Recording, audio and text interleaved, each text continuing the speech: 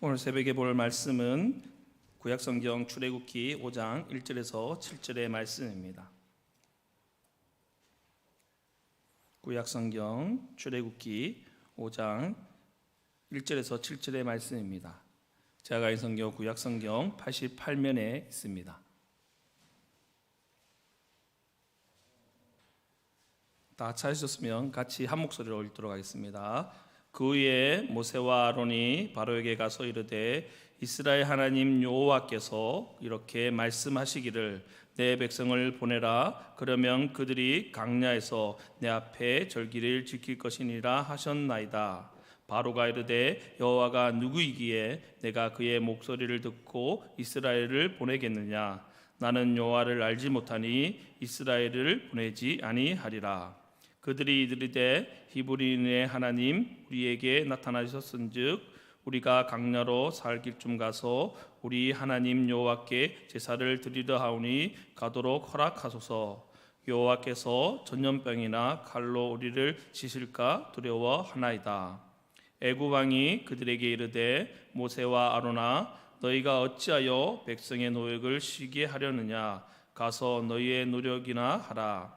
바로가 또 이르되 이제 이 땅의 백성이 많아졌거늘 너희가 그들로 노역을 쉬게 하는도다 하고 바로가 그날에 백성의 감독들과 기록원들에게 명령하여 이르되 너희는 백성에게 다시는 벽돌에 쓸 짐을 전과 같이 주지 말고 그들이 가서 스스로 집을 짓게 하라. 아멘. 할렐루야. 아멘. 보라 내가 너희를 보냄이 양이 이리 가운데 보낸가 같도다. 그러므로 너희는 뱀같이 지혜롭고 비둘기같이 순결하라. 아멘. 예수님께서 세상을 향해 우리가 나갈 때 뱀처럼 지혜롭고 비둘기같이 순결하게 살아가라고 말씀하고 있습니다. 이 세상을 향하여서는 우리가 이렇게 뱀같이 지혜롭고 우리의 모습은 비둘기같이 순결하게 살아가야 되는 사실을 기억하여서 그 모습으로 살아가는 귀한 모든 성도 되기를 간절히 바랍니다. 성도 여러분, 오늘 말씀은 출애굽기 5장의 말씀입니다. 오늘 출애굽기 5장의 말씀의 본문을 보면 모세와 아론과 이스라엘 백성들이 가장 두려워하고 만나기 싫어한 사람이 한 명 등장합니다.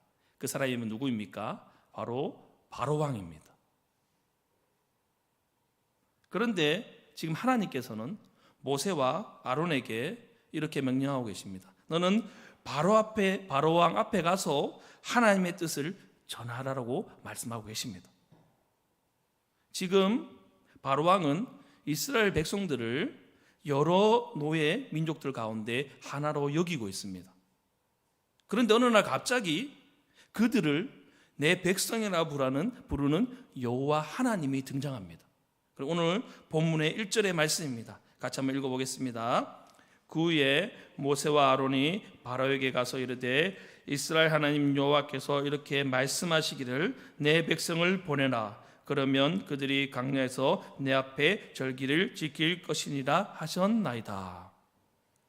분명히 노예라고 생각했던 이스라엘 민족 가운데 갑자기 자신이 섬기는 여호와 하나님이 등장합니다. 그래서 이스라엘 백성들이 모세와 아론이 가서 바로에게 요구합니다. 우리가 이스라엘 하나님을 섬기기 위해서 우리를 절기를 지킬 수 있도록 풀어달라고 바로왕 앞에 가서 얘기를 합니다. 그렇게 하나님께서 우리에게 명령하셨기 때문에 우리는 그 명령을 지켜야 되겠다라고 말합니다. 이러한 모세와 아론의 말을 들은 바로왕은 어떻게 반응합니까? 오늘 2절의 말씀입니다. 읽어보겠습니다. 바로가 이르되 여호와가 누구이기에 내가 그의 목소리를 듣고 이스라엘을 보내겠느냐. 나는 여호와를 알지 못하니 이스라엘을 보내지 아니하리라. 지금 바로왕은 자신이 여호와 하나님을 아는 것과 이스라엘 백성들을 내보내는 것을 연결하고 말하고 있습니다. 무슨 말입니까? 나는 여호와 이름을 전혀 모른다. 나는 여호와 이름을 모르기 때문에 나는 너희 백성을 보내지 않겠다. 나는 이스라엘에 다스리는 그 왕이 여호와 하나님이 누구인지 전혀 모르기 때문에 난 그 사람 이름을 들어보지도 못했다. 그래서 너희들을 보내지 않겠다라고 아주 교만한 말로 하나님의 이름을 거부합니다. 여러분, 여기서 우리는 분명히 기억해야 할 것이 있습니다. 이 세상 사람들이 믿든지 믿지 않든지 간에 분명한 사실은 하나님이 분명히 계신다는 사실입니다. 그 하나님께서 어제도 계셨고 오늘도 계시고 내일도 우리와 함께 한다는 사실을 믿으시기를 바랍니다. 이 세상 사람들은 하나님을 인정하지 않는 사람들이 있습니다. 즉 지금 바로왕은 이 세상 사람처럼 여호와를 알지 못하기 때문에 이스라엘 백성을 보내지 않겠다라고 말하는 것입니다. 하지만 우리 하나님께서는 바로왕이 하나님의 이름을 알지 못한다고 해서 포기하지 않으셨습니다. 하나님의 이름, 자신의 거룩한 이름을 바로왕에 알리시기 위해서 모세와 아론을 보내었습니다. 바로왕이 인정하든 간에 하나님은 자신의 뜻을 나타내기를 원하고 계신다는 사실입니다. 성도 여러분, 열린셀 행복축제를 통해서 오이코스를 전도했습니다. 우리는 하나님의 말씀을 듣고 그 말씀을 이행해야 합니다. 그 말씀을 선포할 때 하나님을 모르는 자들, 당연히 반응이 모른다라고 반응하는 것이 당연한 것입니다. 하지만 우리는 하나님의 말씀에 순종해서 계속 전해야 합니다. 그럴 때 믿음의 반응이 오게 되는 것입니다. 하나님께서 그것을 거두어 주시기 때문에 그 사실을 포기하지 않고 하나님의 말씀을 계속 전하는 귀한 성도 되기를 간절히 바랍니다.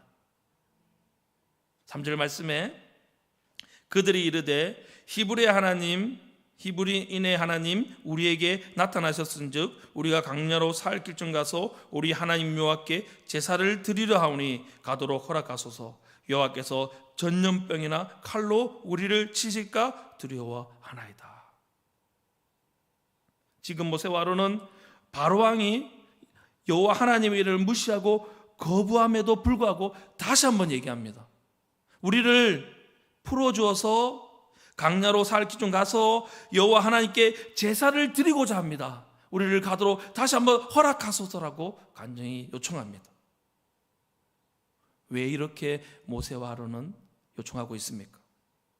지금 자신이 가장 두려워할 것이 무엇인지를 알고 있다는 사실입니다. 이 세상 사람도 아니요 바로왕도 아니요 내가 가장 두려워하는 것은 하나님께 제사, 하나님께 예배를 드리지 못하는 것이 가장 두렵다는 사실을 알았기 때문에 우리가 하나님께 제사를 드리지 않으면 우리가 전염병 가운데 칼로 하나님 우리를 치실까 하나님이 너무나 두렵습니다. 우리를 보내달라고 다시 한번 바로왕에게 요구하고 있는 것입니다. 성도 여러분, 우리 하나님께 예배드리는 것들 세상에 그 무엇보다도 귀하게 여기는 성령 되시기를 바랍니다. 지금 사실 이스라엘 백성 모세와 아론이 바로왕에게 요구하는 것은 지나친 요구가 아닙니다. 왜 그렇습니까? 지금 원래 이스라엘 백성은 애굽 땅에 포로로 잡혀온 사람들이 아닙니다. 그런데 어떻게 해서 이스라엘 백성이 애굽 땅에 지금 있는 것입니까? 그것은 바로 이스라엘 큰 흉년이 들었을 때 애굽의 요셉의 족속이 애굽 땅으로 이주합니다. 이주해서 그 땅 가운데 애굽의 자손들이 정착을 하게 되는 것입니다. 하지만 저렇게 초반에 보면 애굽의 왕들이 요셉을 알지 못하는 새 왕이 일어나서 점점 이 애굽 이스라엘 백성의 존재가 사라지게 됩니다. 그래서 새로운 왕들이 이스라엘 백성들을 노예같이 생각하고 있는 것입니다. 이스라엘 백성도 그 상황이 당연히 자신이 그러한 상황이라고 천천히 스며들어갑니다. 사랑하는 성도 여러분, 우리의 모습은 어떻습니까? 분명히 하나님 우리 하나님 자녀로 삼아주셔서 우리가 거룩한 백성으로 살아가라고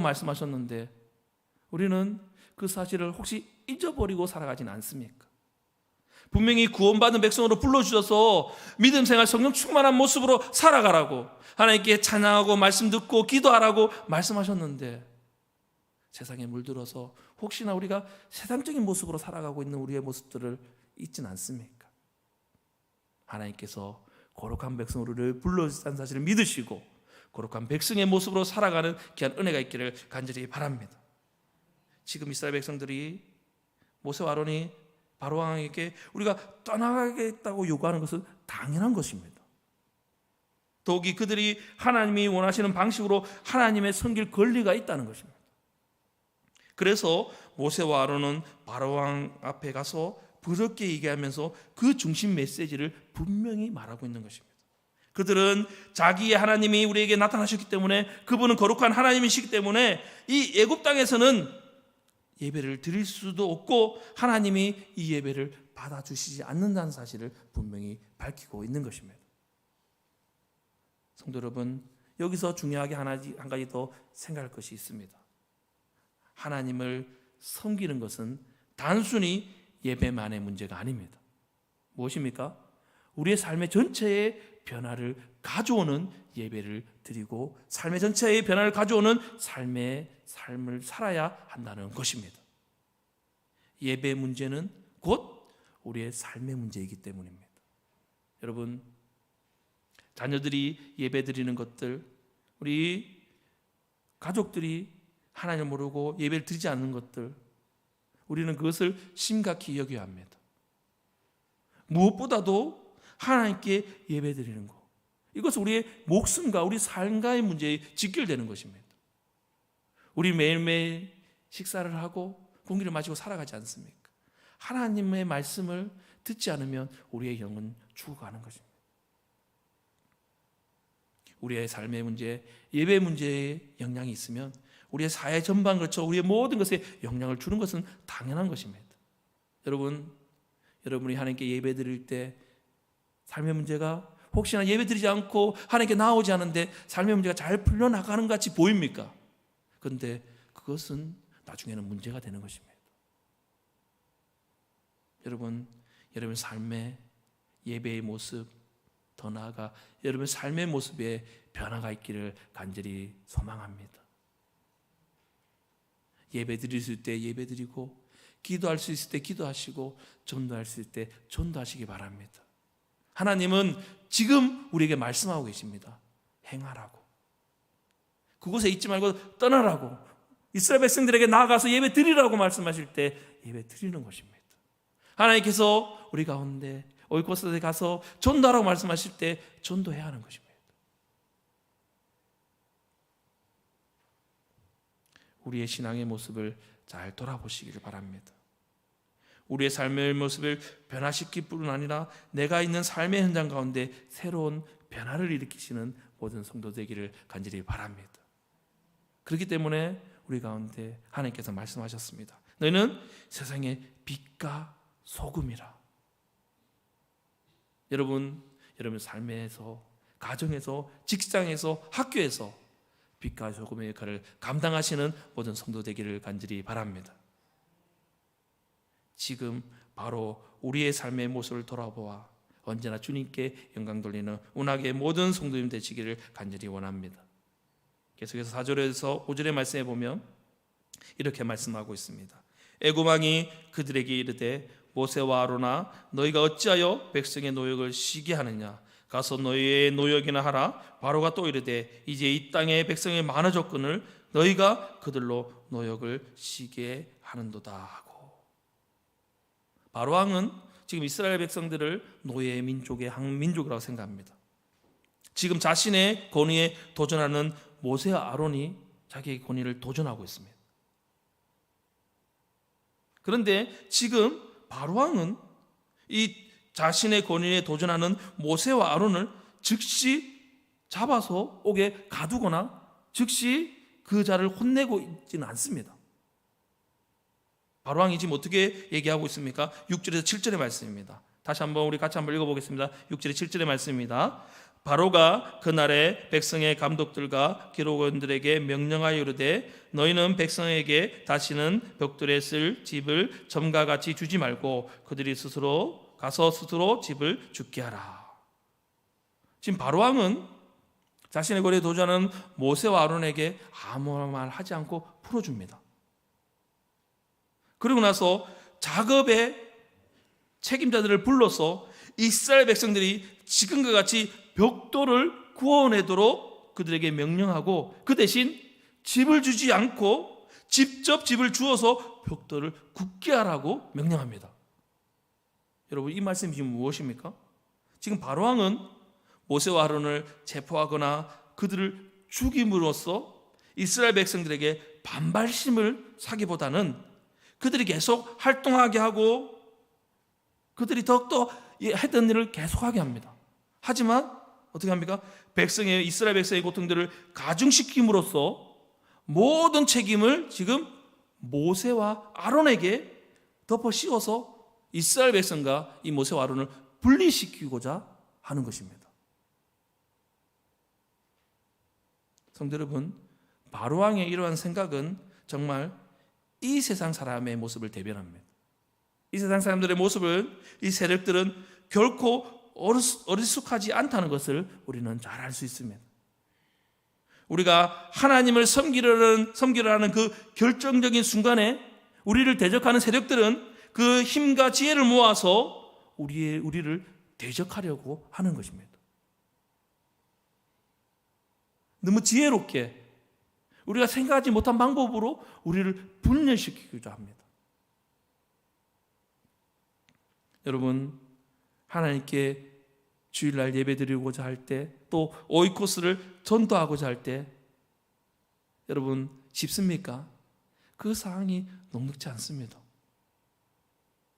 우리가 기도하고 준비하고 열심히 했는데 반대쪽 세력들은 우리를 그것을 막으려고 노력합니다. 우리는 어떻게 합니까? 지혜롭게 하나님 주신 말씀으로 그것을 이겨야 합니다. 그래서 제가 초반부에 마태복음 10장 16절의 말씀을 암송했습니다. 같이 한번 우리 기도하는 마음으로 암송할 수 있으면 같이 눈을 감고 암송하셔도 되고, 모르면 앞에 보고 하셔도 됩니다. 같이 한번 크게 한번 읽어보겠습니다. 보라, 내가 너희를 보냄이 양이 이리 가운데 보냄과 같도다. 그러므로 너희는 뱀같이 지혜롭고 비둘기같이 순결하라. 예수님께서 제자들을 팔송하시면서 너희는 이 세상을 나아갈 때 뱀같이 지혜롭고 비둘기같이 순결하라고 말씀하고 계십니다. 여러분들이 상황에 분명히 전도하고자 할 때, 하나님께 예배 자리로 나오고자 할 때 많은 방해거리들이 있습니다. 그런데 그것이 어떻게 보면 우리에게 주시는 하나님의 은혜입니다. 우리가 예배 자리로 나아가는구나, 우리가 지금 하나님께 나아가고 있구나, 하나님께 올바로 나아가고 있구나, 그렇기 때문에 우리를 방해하는 세력이 있구나. 우리가 이 세력을 이기고 나아간다면 하나님 주신 은혜가 나의 가운데 가득하겠구나. 그러한 소망을 가지고, 그러한 마음을 가지고 점점 더 하나님께 나아오는 귀한 성도 되기를 간절히 바랍니다. 사랑하는 성도 여러분, 만일 우리가 이 세상을 버리고 하나님을 섬기겠다라고 결단한다면 하나님께 대항하는 모든 세력들은 집결하여서 이러한 결단을 우리에게 막으려고 다가올 것입니다. 그런데 잘 기억하시길 바랍니다. 이 세상보다 더 크고 위대하신 분이 우리와 함께하고 계신다는 사실을 믿으시기를 바랍니다. 모세와 아론은 이 세상의 권력자보다, 이 세상의 것들보다 하나님을 가장 믿고 두려워하였습니다. 여러분, 우리와 함께 하시는 하나님이 우리와 늘 함께, 우리와 늘 동행한다는 사실을 믿으시기를 바랍니다. 어떠한 상황에서도 하나님 우리를 내버려 두지 않으십니다. 우리와 함께 항상 우리를 등 뒤에서 도우시고 우리 앞길을 인도하십니다. 주의 말씀은 내 발의 등이요 내 길의 빛이니이다. 주의 말씀이 우리를 인도하고 계신다는 사실을 꼭 믿고 의지하는 성도님들이 되시기를 간절히 바랍니다. 그럴 때 우리들이 절망 가운데 있을 때 그냥 놓아두시는 것이 아니라 하나님의 놀라운 능력으로 우리를 일으켜 세워 주실 것입니다. 그러므로 이러한 하나님의 은혜와 사랑을 자신의 삶 속에서 온전히 누리고 더 나아가 하나님이 우리에게 주시는 하나님의 말씀을 가지고 이 세상 가운데 온전히 선포할 수 있는 주의 귀한 자녀들이 다 되시기를 주님의 이름으로 간절히 소망합니다. 아멘. 사랑과 은혜 많으신 하나님 아버지, 너무나 감사합니다.